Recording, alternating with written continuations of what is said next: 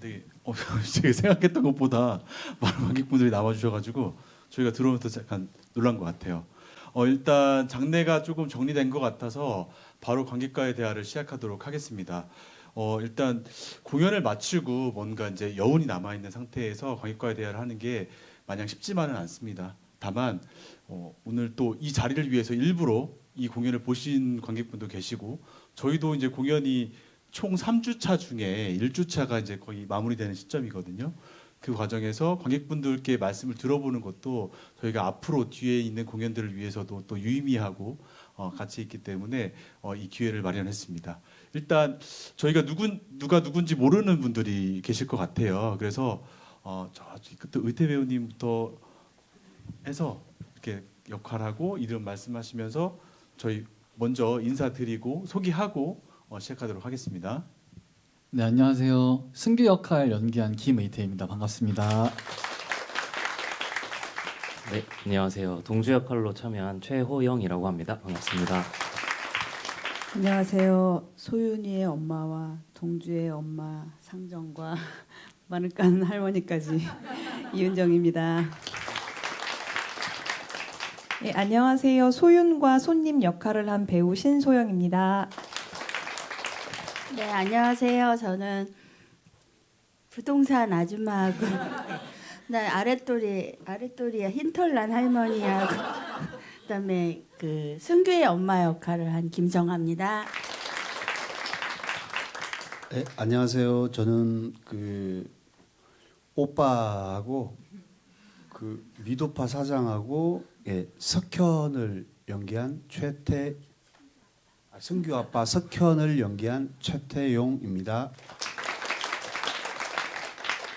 네, 안녕하세요. 저는 애도의 방식 연출 신진호입니다. 반갑습니다. 네, 안녕하세요. 저는 두산센터 암윤일 PD입니다. 네, 먼저 이제 관객과에 대해 앞서서 제가 서두에 어떻게 진행되는지 잠깐 설명을 드리고자 해요. 관객과의 대화는 사실 저희가 이제 마주보는 구도로 되어 있기 때문에 뭔가 이렇게 경계가 있는 것처럼 보이지만 굉장히 좀 편안한 분위기에서 했으면 좋겠다라는 바람이 있습니다. 그리고 이 자리에 안 계신 분들이 있어서 저희가 이 관객과의 대화 자리는 녹음을 하게 됩니다. 그리고 뒤에 보시면 카메라가 있는데 녹화, 영상 촬영을 하기 때문에 이거는 유튜브에 올라가게 되고 녹음한 분은 저 두산센터 팟캐스트에 올라가게 됩니다. 그래서 이 자리에 안 계신 분들도 나중에 관객하고 창작자분들이 어떤 대화를 나누셨지라는 것들을 교감하고 공유하고 공감하기 위한 자리이기 때문에 그 점에 대해서는 제가 먼저 사전에 관객분들께 양해 말씀을 드리고자 합니다. 네. 네, 서두가 길었습니다. 관객과의 대화는 사실은 이 작품을 만드는 어떤 작품 내외적인 다양한 분야에 대해서 분분에 대해서도 질문하실 수가 있어요. 아니면 오늘 공연을 보셨는데 어떻게 보셨는지 소감, 일종의 감상평을 들려주신다면 그 또한 저희에게는 큰 도움이 될 것 같거든요. 그래서 손을 들어주시면 저희가 마이크를 전달해 드리겠습니다. 와, 말이 떨어지기 무섭게 저희 모자 쓴 관객분께서 손을 들어주셨거든요. 예. 네, 안녕하세요. 네, 되게 재밌게 봤습니다. 저번에 프레스콜 때도 한번 봤었거든요. 그래서 그때랑 좀 달라진 부분이 몇 가지 보였었는데 우선 조금 자막성이 조금 많아진 것 같고 그리고 초반에 그 소윤과 소윤 엄마의 어떤 대화가 조금 더 처음에는 좀 되게 부드러워졌던 것 같아요. 조금 더 감정이 조금 더 눌러져 있었던 것 같고 그리고 마지막 씬에 이제 그 승규 엄마가 여기 앉아 있고 이제 그렇게 좀 배치가 좀 바뀌었던 것 같은데 그게 어떤 의도로 좀 바뀐 건지도 궁금하고요. 그리고 마지막 노래가 나오는 게 조금 뭔가 의미가 있을 것 같은데 그 의미도 좀 궁금했습니다. 일단 프레스콜을 보셨고 이제 두 번째 관람이신 거죠? 네, 맞습니다. 예. 마지막에 승규 엄마 위치가 원래 위치였었는데. 그건 제가 놓친 것 같네요. 네. 동주가 돌아다니는 위치가 바뀌었어요. 돌아다니는 위치. 나오는 게 맞. 저희가 많이 바꿔서 이런 좀 허설이 있거든요. 네네. 맞습니다. 아마 관객분께서 다른 공연을 보셨다고 착각할 정도로 저희가 많이 섬세하게 디테일하게 이렇게 좀 바꾼 점이 있습니다. 네. 지금 그러니까 상하수의 위치를 제가 상징해 놓은 것은 그러니까 이쪽 편에 있는 것은 가해자 그리고 이쪽은 피해자에 대한 것들을 좀 다르게 조금 해석하고 싶어서 그래서 소윤도 꼭 무대 이쪽 밑으로 계속 배치되어 있거든요. 그래서 이 가해자의 가족이거나 가해자와 연루된 어떤 사람들은 살짝 이쪽 밑으로 많이 보내는 설정으로 연출 구도를 잡았습니다. 답변이 도움이 좀 되셨을까요? 네네. 혹시 그 마지막에 노래는 혹시 그거는 어떤 의도로 삽입된? 감독님이 안 계시지만, 그러니까 저도 그 공연 전에 마지막에 웃으시잖아요. 음악 감독님이. 근데 그 웃음의 의미를 아직도 알려주시진 않았습니다. 근데 다만 그 마지막 음악은 저희 전체 공연에서의 조금씩 나오는 마디의 음악들을 합쳐서 만든 게 마지막 음악의 전체 프레지를 구성하고 있습니다. 그래서 음악 감독님께서는 마지막 구성 자체를 지금까지 자기가 했었던 작업물의 그런 복합적인 순간들을 만들어내고 싶었다고 말씀하셨었고 그게 아마 마지막에 음악 배경에 배치된 것 같습니다. 감사합니다. 원래 첫 질문이 안 나오면 좀 정적이 흐르는데 관객분께 너무 감사하다는 말씀드리고 감상을 들려주셔서 좋습니다. 그리고 뭐 궁금한 점 아니면 원작을 보시고 나서도 느끼셨던 말씀을 해주셨는데 예, 저기 관객분께 네, 일단 저는 공연을 되게 많이 보는 편인데 일반인으로서 일단 상반기에 본 것 중에서 제일 재밌어서 너무 좋았고요. 특히 배우분들 한 분 한 분이 다 뭐 주조연이 사실 있는 개념인데 밸런스나 다 각자의 존재감과 매력이 너무 돋보여서 너무 좋았다는 말씀을 드리고 싶고요.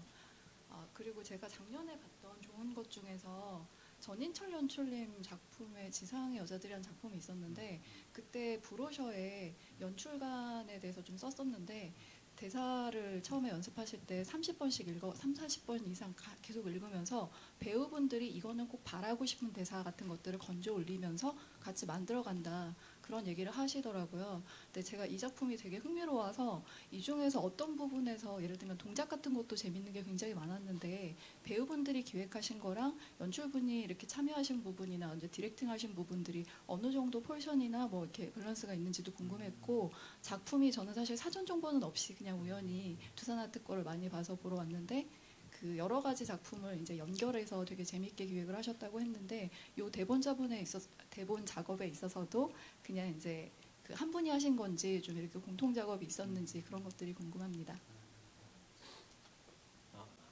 아주 지난한 시간이 있었는데 그 제가 직접적으로 만든 장면도 있고요. 그리고 배우들이 제시해준 장면을 같이 연출이랑 합의해서 더 나아가게끔 만들었었던 장면들도 있고 배우 스스로 준비해온 장면들도 이 장면 전체적인 배치 안에서는 고루 퍼져 있었던 것 같습니다. 그래서 저는 몸에 대한 작업이나 언어에 대한 작업들을 주로 하면서 느꼈었던 거는 저희 여기에 같은 극단의 배우분들이 세 분이 계세요. 근데 좀 오랜 시간 동안 자신만의 담론을 계속 세우신 분들과 제가 생각하는 어떤 색깔이 만났을 때 주어지는 것들이 재료가 되게 많아서 제가 조금 더 나아갈 수 있게끔 연출을 도움을 많이 받았던 것 같아요.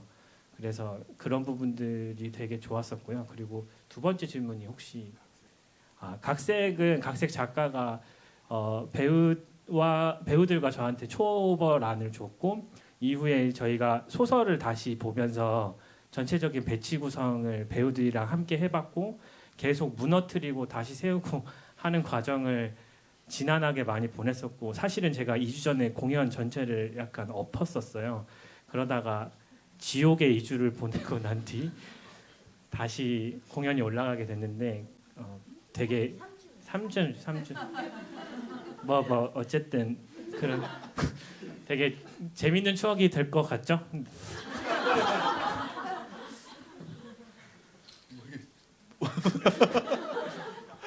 네, 과정은 되게 지난했었던 것 같은데 그래도 올라가면서 저희 또 공연 올라가면서 찾았던 것들도 굉장히 많았던 것 같아요. 그래서 네, 이제 연출께서 이제 막 각색부터 해서 작품 선정부터 해서 각색부터 해서 전반적인 것들을 이제 뭐 만드시지만 아마 장면이라던가 기타 다른 것들에 대해서도 이제 창작자의 한 일원으로서 배우님들도 같이 참여했을 텐데 혹시 한 분 정도 창작 과정에서 좀 어려움이 있었거나 나는 이런 점들에 대해서 얘기를 하고 싶다라는 분이 있을까요?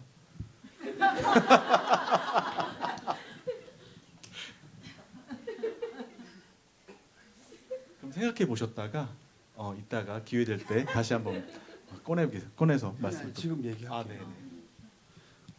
그 각색을 본이 오기 전에 저희들이 이제 그 소설이 원작이기 때문에 소설을 읽고 그 각자 그냥 그 어떤 장면들 아니면 어떤 문장들을 가지고 그러니까 이렇게 조그마한 장면들을 자발적으로 좀 이렇게 해보자라고 해서 이렇게 발표를 했었던 것 같아요. 근데 거기서 좀 업그레이드가 되고 업그레이드 돼가지고 나온 장면이 있고 그거 장면들을 계속 하다가 엎어진 것도 있고 뭐 계속 그런 시기였던 것 같고 그래서 대본에 아예 없는 그 장면 같은 거 일부 대본에 동방신기를 부르는 오빠는 없거든요. 그래서 뭐 그런 것들이라든지 뭐 하여튼 이런 것들이 막 이렇게 만들어지고 또 원작의 각색 분이 해주신 것들을 또 토대로 해가지고 이렇게 막 뒤섞어가지고 이제 이렇게 했던 것 같습니다. 네. 그럼 또 다음 말씀 들어볼게요. 네, 앞에 계신 관객분께 마이크 전달 부탁드릴게요. 잠깐만요. 이게 세 번째 관객분이신데, 예, 질문이죠. 왜냐하면 처음에 관객과의 대화에서 항상 질문이 안 나오면은 어떨까 하는 마음에 저희가 이제 준비한 게 있었어요. 이게 이제 안보윤 작가님 원작자 아시죠? 밤은 내가 가질게라는 문학동네에서 나온 서적인데 저희가 그 공연 소개 자료에도 나왔겠지만 안보윤 작가의 새 단편 소설을 저희가 공연화, 무대화한 겁니다. 그래서 완전한 사과, 애도의 방식 딱 한 번인데 완전한 사과와 애도의 방식은 이 단편 소설집에 수록되어 있고요. 다만 마지막인 딱 한 번은 발표는 됐는데 출간은 아직 안 됐거든요. 그래서 그걸 저희가 전달해 드릴 수는 없고 그래서 지금 잠깐 질문을 멈춘 이유는 세 권을 준비했기 때문에 첫 번째 아까 모자 쓴 관객분 그리고 하얀색 마스크 쓰신 관객분 두 번째 질문 그리고 세 번째 분까지는 이 책을 드리도록 하겠습니다. 그래서 이따가 끝날 때 저희가 나눠드리도록 할 테니까 이 앞에 그 티켓박스 앞에 잠깐만 기다려 주세요. 네, 일단 훈훈하게 시작하려고 말씀을 좀 곁들였습니다. 네, 문학동네에서 저희에게 감사하게 제공해 주셨습니다. 네, 질문 받겠습니다. 네. 저 그 신진호 연출님 올해 올리신 거를 다 보게 됐는데 카르타고도 그렇고 쾅도 그렇고 애도의 방식도 그렇고 청소년과 청소년 주변을 둘러싼 사회 문제에 대해서 약간 얘기를 계속 하고 계신데 혹시 그런 주제를 선정하시는 까닭이 뭔지 좀 여쭤보고 싶습니다.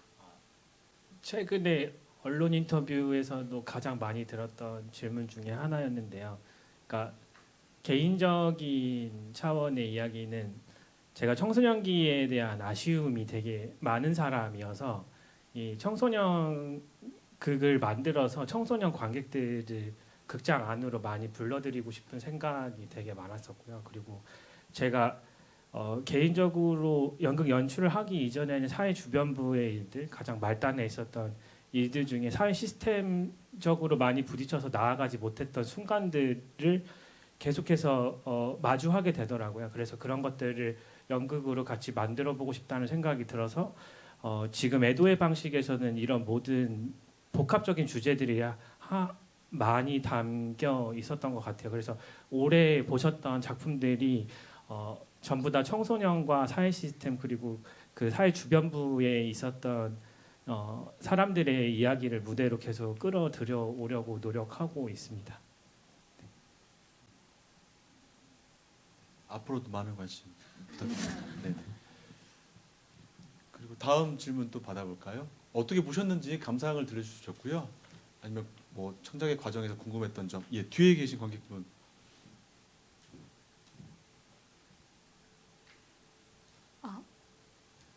네. 먼저 연극 되게 재밌게 봤습니다. 저는 이은정 배우님께 질문드리고 싶은데요. 연극에서 두 명의 엄마를 같이 연기를 하셨는데 뭔가 그 인물들이 좀 닮아 있기도 하면서 또 다른 점도 있지 않을까라는 생각이 들었어서 연기를 하실 때 두 인물의 어떤 부분에 주목하셔서 연기를 하셨는지 궁금한 생각이 들어서 질문드립니다. 소설 읽었을 때 두 인물이 매우 닮았다는 인상을 강하게 받았어요. 말 자체도 거의 비슷한 게 많고요. 근데 이제 인물이 다른 인물인지라 조금 외부적으로 몸을 만든다던가 그런 식으로 접근을 더 많이 했던 것 같아요. 근데 저는 이 인물들이 사실은 처음 보면 되게 이기적인 것 같기도 하고 너무 회피하는 것 같기도 하고 그런 지점에서 이제 찾아가는 과정에서 조금 어려움이 있었는데 어쩌면 가장 일반적인 엄마이지 않을까라는 생각을 나중에는 많이 하게 됐던 것 같아요. 어쩌면 나한테 그게 닥치면 나도 어쩌면 이럴 수도 있겠다라는 생각까지도 가게 됐던 것 같아요.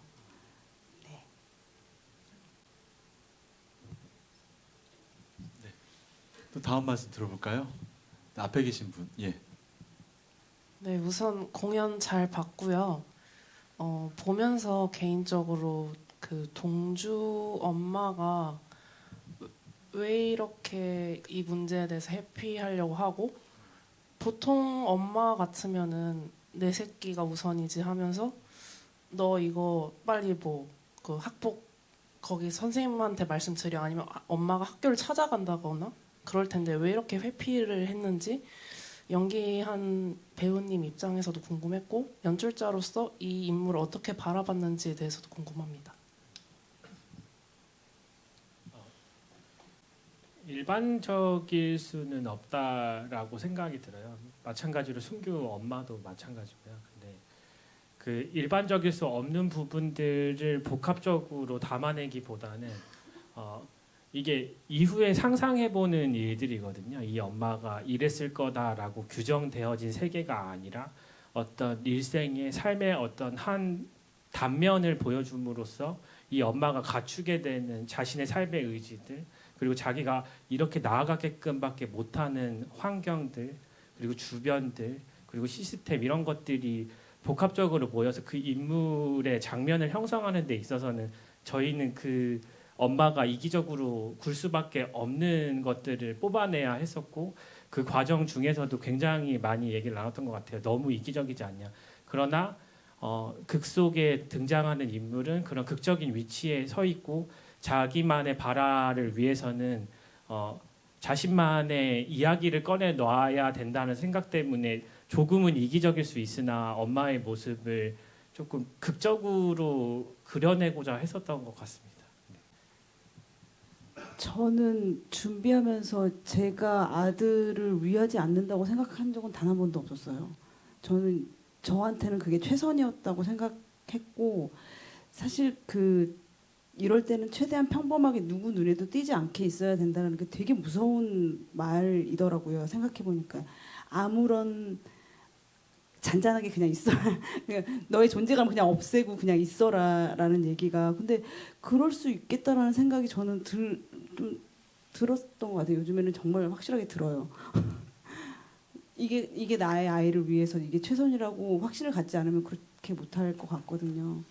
근데 진짜 잘 모르겠어요. 저한테 정말로 그런 일이 생긴다면 근데 이런 엄마가 의외로 많다고 들었어요. 저희가 이제 자료 같은 거를 보고 할 때 의외로 예를 들면은 성폭행을 악행을 당했을 때 엄마들이 함구한다던가 이런 경우가 되게 많더라고요. 어쩌면 일반적인 엄마일 수도 있겠다라는 생각을 지금도 하고는 있습니다. 또 다음 말씀 들어볼까요? 그러면 잠깐 질문이 안 나오니까 제가 배우님들께 질문을 좀 드릴게요. 저희 지금 약속한 거 하나도 없습니다. 지금 제가 즉흥적으로 질문하는 거라 좀 다 눈을 피하시는데요. 네. 사실은 저기 시대와 세대를 넘나든 연기를 보여주신 동주와 승규 두 분이 어떠셨어요? 이 역할 하시면서? 네. 항상 이제 나이를 생각하면 좀 부담스럽죠. 예, 작품 할 때. 근데 최대한 보시기에 불편하지 않게 좀 준비를 하려고 했는데 일단은 작품에서의 어쨌든 연극이라는 거니까 연극이라는 그 장르 안에서는 허용이 어느 정도 되는 부분이 있어서 다행이라고 생각하고요. 최대한 인물에 맞춰서 잘 준비하려고 했고 원래는 저희가 역할이 제가 승규고 예, 동주로 이렇게 막 됐었어요 초반에.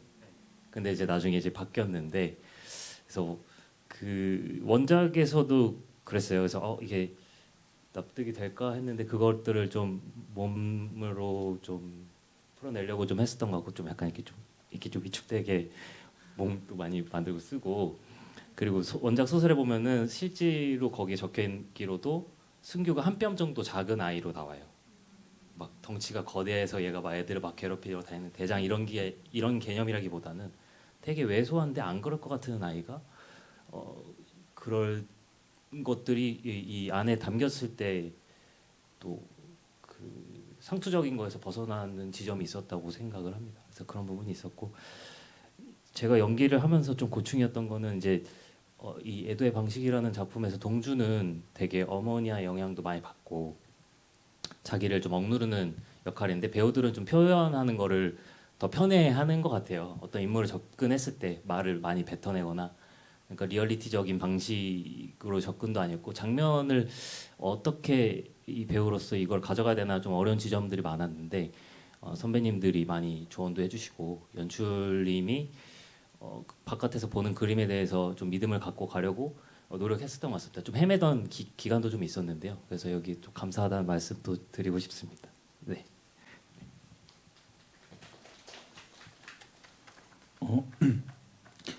저도 비슷하게 고민을 했던 것 같은데요. 근데 그래도 제가 나이가 원래 32인가? 32이거든요. 그래도 동안 소리 듣고 살아서 그게 좀 종종 들어왔어가지고 그래도 잘 열심히 한번 해봐야겠다라는 생각을 가지고 이렇게 열심히 해보려고 했습니다. 그래서 사실 저는 네 그렇습니다. 그랬고요. 제가 고장 나서 그랬고요. 그리고 아까 그 호영 배우님이 말씀하셨다시피 이렇게 바뀌었잖아요. 그래서 원래 성향 자체가 저도 이렇게 에너지가 밖으로 뻗는 성향이 아닌 사람이라서 그 승규 역할을 처음에 이렇게 하면서 잘 안 붙어서 고생을 좀 했던 것 같아요. 뭔가 가해를 해야 되는 장면이라든지 이런 것들이 좀 극에서 원하는 크기만큼 아니면 이제 관객들에게 닿아야 하는 에너지만큼 되지 않는 것 같아서 좀 고생을 많이 했는데 막 이렇게 푸념하고 있다가 회식 가서 선배님들이 술 먹고 막 해봐 막 이렇게 막 연습실 와서 꾸기 있지 말고 소리 지르고 막 해봐 해주셔가지고 네, 술 마시고 연습실 가서 원래 연습실 마감이 11시인데 그 11시 넘어서까지 막 일어나고 네, 이 자리를 빌어 경비 지킴이 선생님께 죄송하다는 말씀드리고요. 근데 하여튼 그런 일화들이 있었습니다. 배우님 중에 가만한 사람에 대해 수윤 배우님께 한번 얘기를 들어보고자 해요. 네. 어떠셨어요? 가만함에 대해. 아무것도 하지 않은 가만한 상태에 대해서를 본인의 해석으로. 이 이 사람은 그 불행의 세계를 굉장히 예민하게 만날 수밖에 없는 사람이기 때문에 사람인데도 또 그 좀 집을 벗어나서 어떻게든 가만한 상태로 이 삶을 살아가고 싶었는데 동주를 만나게 되죠. 그래서 동주를 통해서 훼손되었던 나의 삶을 좀 바라보게 되고 아직은 좀 덜 훼손된 아이를 좀 지키고 싶고 그러나 실패되고 이런 것들이 계속 이 사람을 좀 뒤흔드는다고 생각을 했었어요. 그러면서 제가 가만해지지 못하는 상태로 이제 끝까지 진행이 되는데 저는 그 3주 전에 완전히 뒤엎었다고 이야기를 하셨을 때 가장 많이 뒤엎어진 사람이거든요. 제가 그래서 프레스콜도 보셨는데 바뀌었더라. 예, 저는 첫 공 전에도 또 뒤집어 엎어졌거든요. 그래서 연기도 감안할 수 없는 상태로 이제 막 하고 있었는데요. 어떤 아이를 계속 떠올렸어요. 제가 연습 시작되고 얼마 안 됐을 때 엘리베이터를 탔는데 초등학생 저학년 두 아이가 한 아이가 이렇게 귀에다 대고 막 뭐라고 하면서 이렇게 주먹을 막 흔들었어요. 근데 그걸 듣던 아이는 비식비식 웃는 거예요.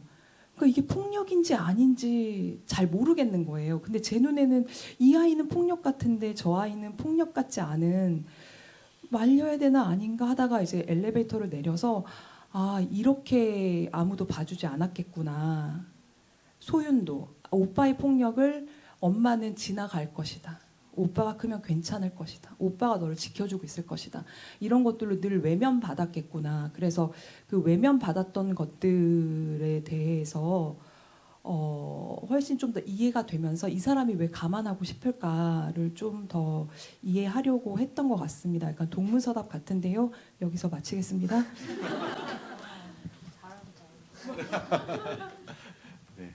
그러면 이제 저희 배우님들 말씀 좀 들어봤고 또 관객분들 말씀 좀 더 들어볼까요? 손 들어주시면 예 마이크 전달드리겠습니다. 네, 저희 계신 관객분. 네, 저 공연 너무 재미있게 잘 봤고요. 그 배우님들 연기도 너무 훌륭해서 엄청 몰입하면서 봤는데 저는 그 완전하사 원작을 읽어가지고 사실 그 연극하면서 이게 애도의 방식이란 제목을 다 하셨잖아요. 그래서 그 스테이크 씬이 꼭 나올 거라고 생각을 했어요. 그 엄마가 순기 엄마 그걸 이제 짓이기는 게 근데 그게 이제 그 수상 심사위원들이 가장 그걸 포인트로 잡았다고 하더라고요. 저도 막 소설을 읽으면서까진 그렇게 못 느꼈는데 그 지점이 뭔가 이제 심사위원들한테 되게 극찬을 받았던 부분이라고 해서 그 이제 연극적으로 어떻게 연출을 하셨을까 되게 궁금해 했는데 이제 그 장면이 날아가서 근데 아마 엎어진 게 아닐까 싶어서 그 에피소드가 있으면 한번 들어보고 싶다는 생각이 들었고 그리고 한 가지는 뒤에 그 수조 저거에 대한 약간 상징성 의미가 뭔지 계속 시선은 갔는데 어떤 의도로 두셨는지 요거 두 가지 질문 드리고 싶습니다. 햄버거 얘기 하고 수저 얘기. 네네.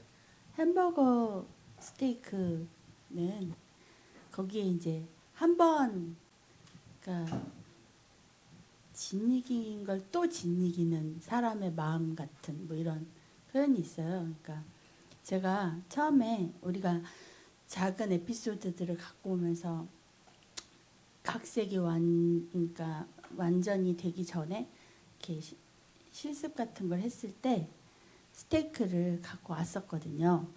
비비고 거도 한번 갖고 왔었고 오뚜기 거도. 네, 근데 그 햄버거 스테이크가 냄새가 나서 없어진 건 아니고요. 그걸 지니기는 마음 같은 게 너무 여러 군데서 있는 거예요. 사실은 그 그림 그리다가 문지르는 그것도 역시 무언가 한번 지니겨 버리는 이런 것들이라서 그냥 이 사람이 도처에 어떤 것들을 지니기고 다니고 있구나. 그 포인트를 좀 잡으면 햄버거 스테이크가 사라진 거에 대한 아쉬움을 달랠 수가 있겠다. 네, 그런 생각을 했습니다. 죄송해요. 네, 연출님 이제 수조 얘기. 네. 처음에 각색 작가님이 어항만 쓰셨어요. 어항만 쓰시고 순규가 거기를 쳐다보고 있는 거.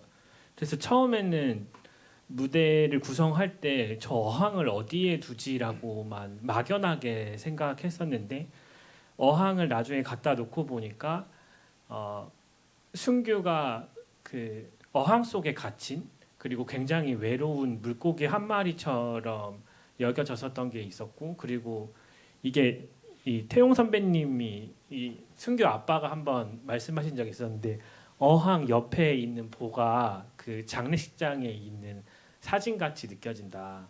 옆에서 여기 얼굴에 비춰진 모습이. 그래서 순규가 처음에는 극장을 들어오기 전까지는 잘 몰랐었어요. 그래서 어항에 비춰진 순규만을 통해서 바라보는 세상으로 만들려고 했었는데 중간에 물을 떨어뜨리고 싶었었어요. 그게 순규가 살아있을 때는 맥박이 뜨듯이 물이 뚝뚝뚝뚝뚝 떨어져요. 그리고 마지막에 미정이 어항으로 가는 장면이 있는데 그때는 물이 떨어지지 않거든요. 그래서 자기 아들의 죽음을 스스로 인정하는 아이 엄마와 그리고 외로웠었던 순규의 마음을 대변하기 위한 장치로서 어항을 상징성을 부여하고 싶었습니다.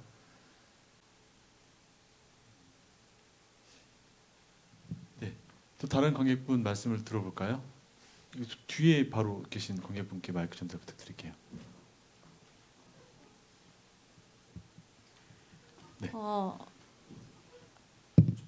공연 재밌게 봤고요. 그 러닝타임 70분이 넘어가면서부터는 약간 그게 되게 많이 함몰돼서 언제 끝날까 이런 생각이 들긴 했는데 그만큼 약간 무거운 마음으로 공연을 볼 수 있었던 것 같고 개인적으로 이제 첫 번째 막이라고 해야 될까요?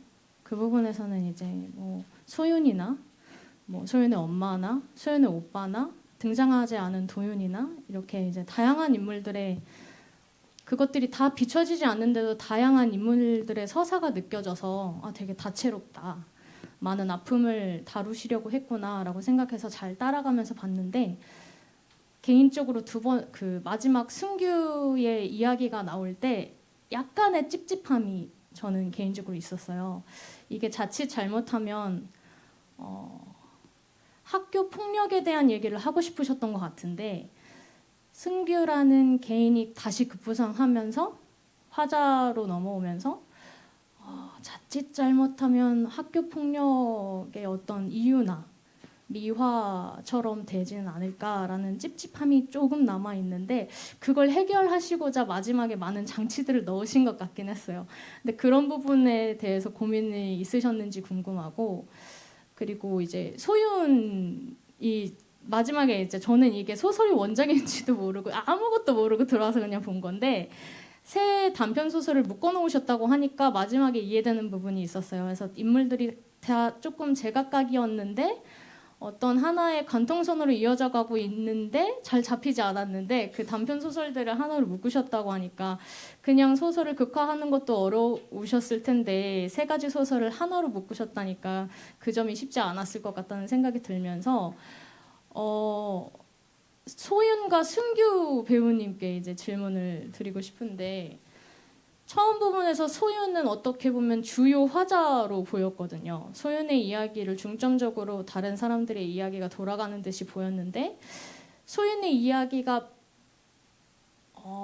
완전히 마무리되지 않은 채 다른 막들이 이제 펼쳐져서 개인적으로 어떻게 그것들을 처리하실 수 있었는지 그런 것들을 여쭤보고 싶고, 순규는 처음에는 완전한 가해자에서 마지막에서는 약간 우리가 개인적으로 또 학교 폭력이 어떤 대명사였다가 마지막에는 이제 개인의 삶을 이렇게 비춰주셨는데 그래서 이제 가족들에서의 외로움 이런 것도 보여주셨는데 그 간극을 메우시기가 어려웠을 것 같아요. 그래서 그런 것들을 좀 여쭤보고 싶습니다.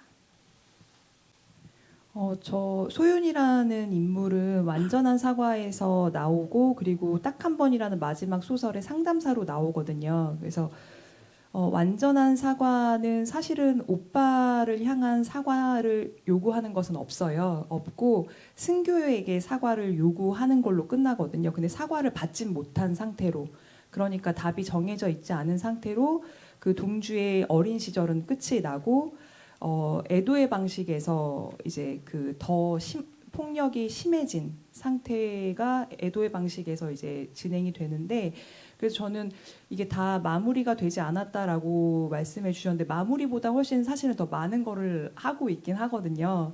사과를 받지 못했을 뿐. 그리고 오빠 단 한 번도 요구해 볼 생각을 하지 못했던 것을 무언가 상실되어 가고 있는 이 아이를 보면서 오빠를 계속 생각을 하게 되잖아요. 오빠에 대해 떠올리면서 나도 오빠의 정강이를 걷어찼더라면 어땠을까.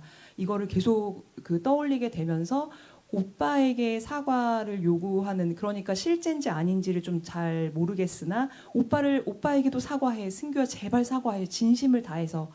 그럼 왠지 동주의 인생은 좀 달라질 수 있을 것 같은 그런 희망으로 저는 이 소윤에게는 바람으로 끝난다고 생각을 했고, 그럼에도 불구하고 이제 딱 한 번에서 이제 또 등장을 하게 되는데 본의 아니게 이곳을 떠나지 않고 되게 초라한 되게 외지에 있는 곳에서 상담 겸 카페를 이제 하는 걸로 나오는데 하필 또 가까운 곳에서 그 사고가 일어났고 그 길을 혼자 외롭게 너무 고독하게 너무 다리를 질질 끌면서 가는 아이를 만나는 걸로 나와서 사실은 저는 수습이 안 됐다고 생각해 본 적은 없고 오히려 대본에 원작 소설에 제시되어 있는 것보다 오빠가 조금 더 강화되었다라고 생각을 했거든요. 그리고 역시나 좀 덜 훼손된 상태에서 나만큼이나 훼손된 상태로 마지막에 만날 수밖에 없었던 일을 이제 이야기를 하잖아요. 그래서 결국에는 그 사과를 요구했던 것, 승규가 사과를 했는지 안 했는지 소설엔 나오진 않지만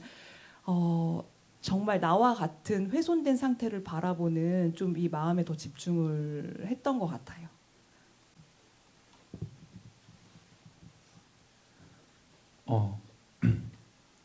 네. 저도 그러니까 승규라는 인물이 자칫 그렇게 위험하게 비춰지지 않을까라는 그런 조심스러움들이 저희 프로덕션 안에서도 있었어요. 근데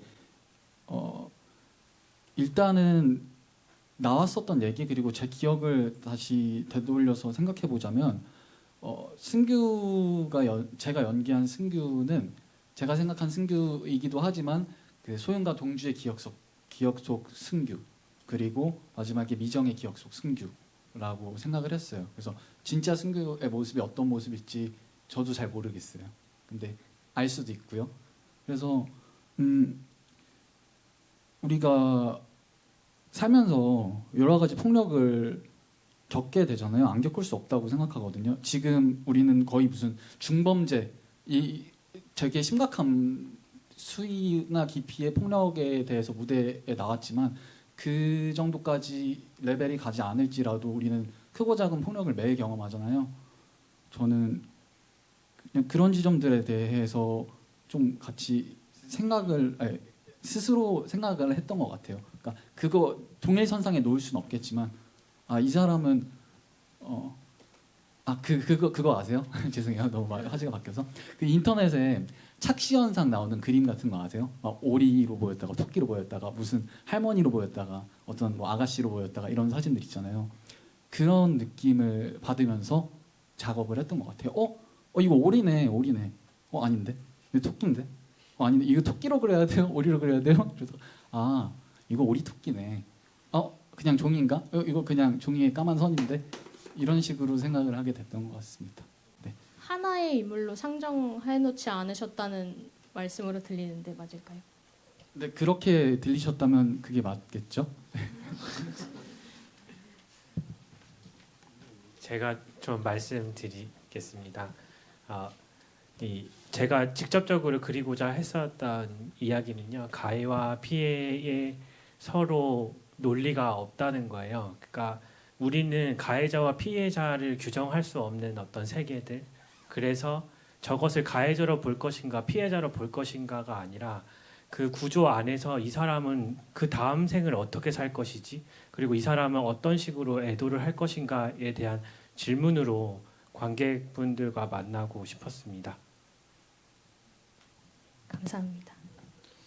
네, 그 질문 자체가 굉장히 날카로운 질문이세요. 왜냐하면 저희가 어떤 정답을 가지고 이 작품을 만든 게 아니라 어떻게 보면 저희도 이제 진행 과정에서 뭔가를 찾아가는 여정, 과정의 어떤 한 단편으로 지금 말씀드리는 거라 어떤 명징하게 우리는 이렇게 설정했습니다라고 하기에는 좀 무리가 있을 것 같습니다. 왜냐하면 각자가 갖고 있는 또 편차가 있기 때문에 그 점에 대해서는 좀 이해를 부탁드리겠습니다. 네.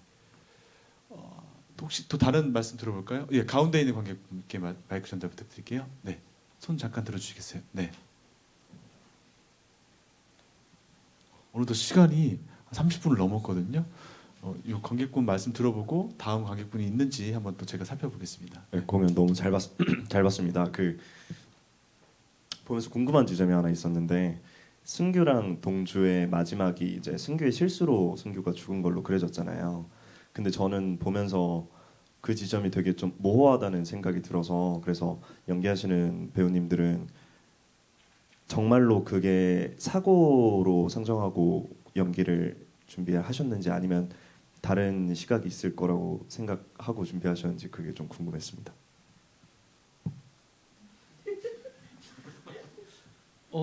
왜 사람마다 다를 수 있겠지만 저는 사고로 상정을 하고 연기를 했고요. 근데 그 장면 안에 그냥 정말 사실적으로 장면이 묘사된 게 아니기 때문에 거기 안에서 흘러가는 과정이나 뭐 연기했던 순간들은 그때 그 시간의 그 순간이 아니라 다른 시간들도 다 같이 섞여 있다고 생각을 했습니다. 네, 답변이 됐을까요? 네. 저도 제가 소설을 읽고 이해하기로는 이게 사고라고 거기에 묘사가 되어 있고, 근데 그 어떤 누군가의 죽음을 눈앞에서 목도한 인물이잖아요. 그랬을 때 내가 피해를 받았든 어찌 됐든 누가 죽었다는 것, 죽음의 연류가 됐다는 것 자체가 이 인물한테는 내가 그래도 걔가 죽을 만큼 그랬나? 라는 생각도, 그러니까 자기의 잘못을 좀 많이 찾은 친구였었던 것 같아요. 동주는 제가 그냥 해석한 것도 그렇고, 그래서 내가 괴롭힘은 당했지만 그것 때문에 얘가 죽어야 되는 건 아니잖아요. 그렇게 생각을 했었던 것 같아요. 그래서 그래서 그 어머니한테도 미정한테도 그거를 주장하지 않잖아요. 내가 저 사람의 단란한 그런 어떤 행복들, 나를 괴롭힌 걸 모를 텐데 저 아줌마는 내가 이 얘기를 하면 얼마나 상처를 받을까. 그 모든 이 아이와의 있었던 그 단란했던 과거들이 다 얼룩이 져버리잖아요. 그래서 동주는 그것 때문에 계속 함구하고 말을 안 했던 것 같아요. 연기를 하는 입장에서는 요거에서 그 연출님이랑도 많이 얘기를 하긴 했는데 그런 입장을 너무 배우가 가지고 연기를 해버리니까 너무 그냥 등장부터 결과값이 책정이 돼야 된달까요? 그렇게 되면 이미 관객들은 너무 다 알아서 그거를 좀 많이 덜어내려고 노력을 했었던 것 같아요. 왜냐면 이 친구가 뭐지? 뭐 때문에 뭐 앞뒤 저러고 도대체 무슨 일이 있었길래로 계속 궁금증으로 가져가야 되는데 그 간극을 채기 위해서, 왜냐면 제 정당성만 가지고서 접근하면은 쟤는 피해자네라고 너무 보여지면 안 되니까. 그래서 어찌 보면은 약간 배우로서의 설계를 그렇게 좀 했었던 것 같아요. 제가 죽였을 수도 있겠다라고 보이게끔. 네, 그런 좀 노력을 기울였던 것 같습니다. 네. 감사합니다. 혹시 또 다른 의견 있으실까요? 예, 앞에 계신 관객 두 분, 네, 말씀 듣게요. 연이어서, 네. 안녕하세요. 저는 그 중학교에서 교사로 지금 근무를 하고 있는 사람인데, 제가 사실 이런 연극이나 이런 걸 좋아하는 이유가 좀 제가 회피하고 싶은 일들을 직면할 수 있게 해주는 거라고 생각을 하거든요. 사실 저는 원작은 모르고 그냥 이 작품을 보러 왔을 때 뭔가 인물들 뒤에 자꾸 제가 함께 했던 학생들도 지나가고 뭐 상담했던 학생 보호자님들도 지나가고 이렇게 생각이 들더라고요.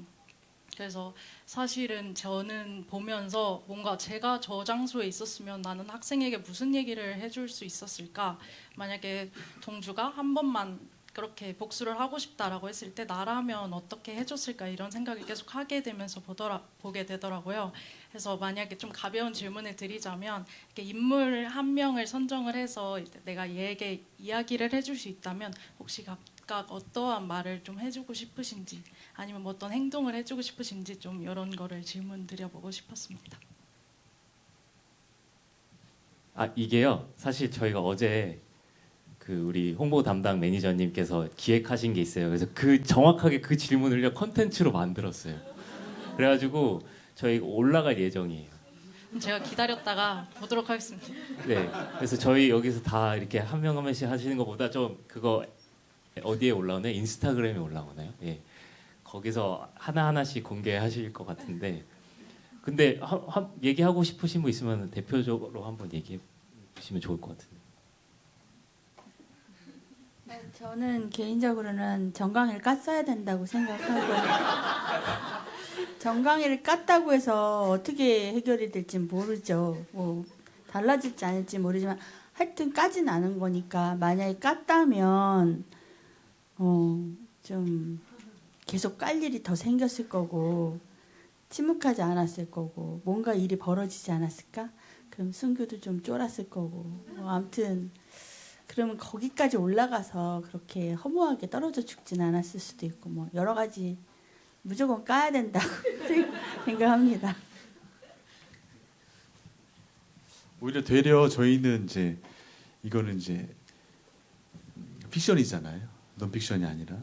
그래서 현실 세계에서 중학교 선생님이라고 하셨기 때문에 관객분께서 뭐 동주나 승규에게 하고 싶은 말이 또 있으실 것 같아서 나중에 들려주셨으면 지금 이 자리에서 말씀하시기 조금 부담스러우실 수도 있고 혹시나 저희에게 또 다가와서 말씀해 주신다면 또 감사히 잘 듣겠습니다. 네. 앞에 계신 관객분께 마이크 전달 부탁드릴게요. 네. 나는 신진호 엄마입니다.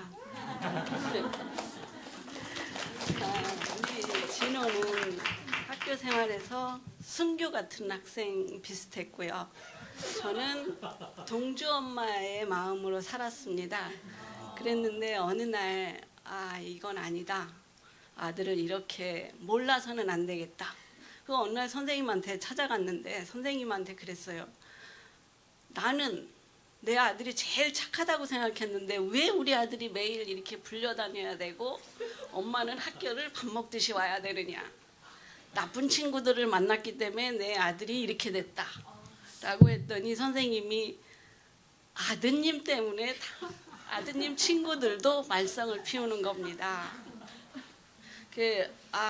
이거는 동주 엄마처럼 살아서는 안 되겠구나. 그렇다면 나는 이제 아들의 일거수일투족을 전부 보면서 살아야 되겠구나 라는 생각을 했어요. 그래서 그렇게 동주 엄마에서 정반대의 엄마가 된 거죠. 아들의 일거수일투족을 다 알아야 되고 학교를 쫓아가서 또 우리 아들이 뭘 잘못했는지 또 어떻게 살고 있는지 등등등을 많이 생각하면서 살았어요. 그랬는데 또 연극을 보면은 우리 아들이 고등학교 다닐 때 저한테 하던 행동을 연극 무대에서 똑같이 보이더라고요. 이 표정이나 눈을 부릅뜨고 덤비는 거나 막 뭐 아글아글 쓰는 거나 이런 것들이 이 신진호가 하는 연출 속에서 똑같이 보고 있습니다. 그런데 이제 묻고 싶은 거는 동주 엄마처럼 살았으면 좋았을까? 아니면은 연출자의 신진호의 엄마로서 살 때 그 행동이 맞았을까? 아들은 어떻게 생각하는지.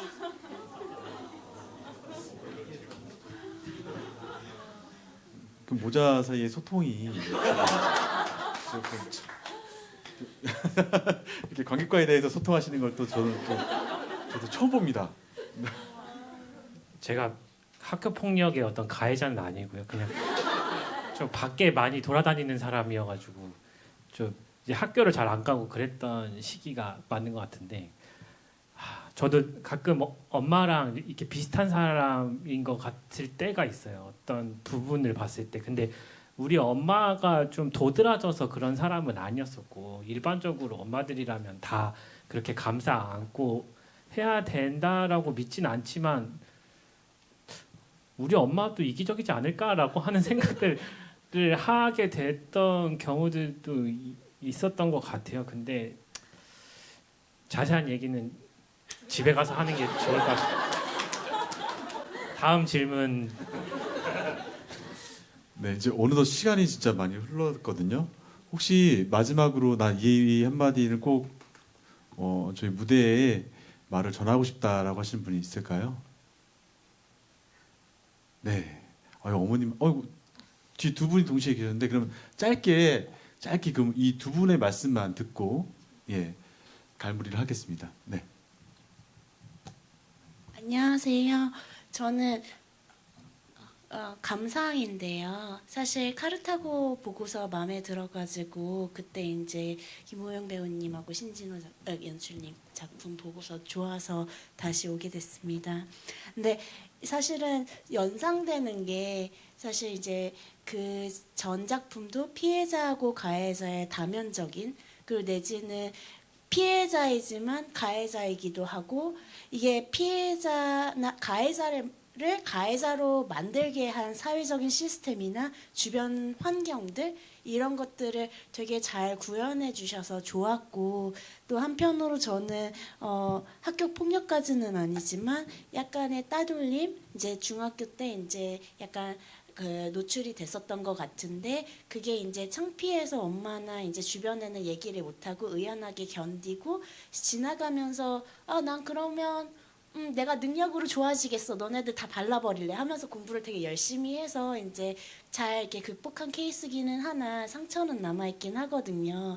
그러다 보니까 작품 자체는 오늘 되게 너무 불편해가지고 잘 집중을 안 됐고 다른 분들은 뭐 그 연기들이 어떻고 뭐 어떤 팩트가 있고 이런 것들에 좀 더 깊이 접근하신 것 같은데 전 주제 자체가 불편해서였는지 그냥 이렇게 그 작품의 작품성은 잘 얘기를 못 하겠지만 전체적으로 그런 현실을 너무 잘 담으신 것 같아요. 그리고 한편으로 사과를 못 받았던 거, 그리고 결론이 없이 그냥 현재에서 끝난 거, 그리고 그 사람들은 앞으로도 작품은 끝났지만 살아가야 되는 거, 그 상처를 받고 사실 승규 엄마도 잘한 거 없잖아요. 누가 애 그렇게 방치하래요. 돈 버는 거 중요하긴 하지만 그래놓고서 그 자기 아들 때문에 어떻게 보면 학교 폭력의 가해자의 엄마로서 미안해야 되는데 미안해하는 마음 1도 없이 그 상황에 대한 이해 하나도 없이 그냥 이제 따라다니면서 스토킹하는 것처럼 네가 내 아들 죽인 거 아니냐라고 하는 그 상황조차도 너무 현실성 있는 거예요. 왜냐하면 우리는 살면서 사실 전인적인 관점에서 사람을 볼 수는 없잖아요. 이게 전지적인 작가 시점에서 사람을 볼 수는 없잖아요. 사건이나. 그러다 보니까 되게 현실을 어떻게 이렇게 잘 담았을까 정말 많은 고민을 하셔서 그런 것들을 잘 녹여놨으니까 제가 어느 하는 팩트들은 잘 모르겠으나 근데 그것들이 되게 잘 포장되어서 그 자체가 되게 잘 온 것 같아서 카르타고 때도 좋았지만 카르타고는 조금 그 서양식이어서 조금 저는 미국 문화를 우리나라로 번역한 번역체 작품을 봤다고 하면 이거는 우리나라 거를 우리나라식으로 되게 잘 승화시켜서 너무 전달이 더 잘 돼가지고 이어지는 작품 같지만 훨씬 더 좋아서 그냥 말씀을 드리고 싶었어요. 감사합니다. 네. 앞에 계신 관객분, 안 해도 될 것 같습니까? 네. 네, 오늘도 시간이 진짜 거의 뭐 50분 가까이 흐른 것 같아요. 그래서 이 자리를 좀 정리를 하고자 하는데요. 사실 저는 어떤 단어를 마주하면 항상 사전적 정의를 찾아봐요. 그래서 지금 오늘 보신 작품은 완전한 사과, 애도의 방식, 그리고 딱한 번인데 그 단편소설 세 작품 중에서도 애도의 방식이란 타이틀로 저희가 공연화한 거고 거기에 대해서는 오늘 관객과에 대해서 왜 그렇게 했는지 어느 정도 맥락적으로 설명이 된 것 같기도 하고요. 다만 애도에 대해서는 좀 제가 사전적 의미를 좀 찾아보는 경향이 있어서 찾아보니까 사람의 죽음을 슬퍼함이라는 뜻이 있고요. 또 한 가지는 중요한 대상과의 이별, 심리적 상실 등을 경험한 후에 일어나는 인지적, 정신적, 행동적 변화의 과정이라고 합니다. 사실 사전적 정의가 딱딱하긴 하지만 모든 우리가 어떤 개념을 설명할 때 이걸로부터 파생되는 것들 그리고 그것로부터 다르게 이제 또 개념화되기도 하고 자기화되는 것 같아요. 그래서 오늘 오신 관객분들께 저희가 보여드린 작품으로서 함께 이야기할 수 있어서 되게 유익한 시간이 아니었나. 굉장히 또 독특한 경험입니다. 왜냐하면 같은 시간에 같은 장소에 모여서 같은 곳을 바라보게 하는, 같은 것을 바라보게 하는 묘한 관객과의 대화. 요 화학작용은 나중에 혹시나 뭐 놓친 이야기, 궁금한 이야기가 있거나 또 들려주고 싶은 이야기가 있으시다면 뭐 SNS나 다른 소통 창구를 통해서 말씀을 전해주시면 저희가 성신근면하게 이렇게 찾아서 읽어보도록 하겠습니다. 네, 우선 이제 공연도 길었는데 그리고 쉽지 않고 꽤나 묵직한 주제와 소재를 다루고 있습니다. 늦게까지 함께해 주셔서 너무 감사하다는 말씀을 드리고요. 그리고 날씨가 춥습니다. 일교차가 큰 날씨에 건강 유념하시란 말씀 꼭 드리고 싶고, 이 작품 이어서는 저희가 또 시차라는 배혜율 작가의 또 신작이 올라가니까 그 작품도 관심 많이 가져주십사 부탁드리고자 합니다. 저희는 남은 2주간 더 힘을 내서 또 관객분들의 말을 또 칭찬, 응원, 뭐 격려로 삼아 잘 마무리 짓도록 하겠습니다. 저희는 일어나서 인사드리겠습니다. 늦게까지 함께해 주셔서 감사합니다.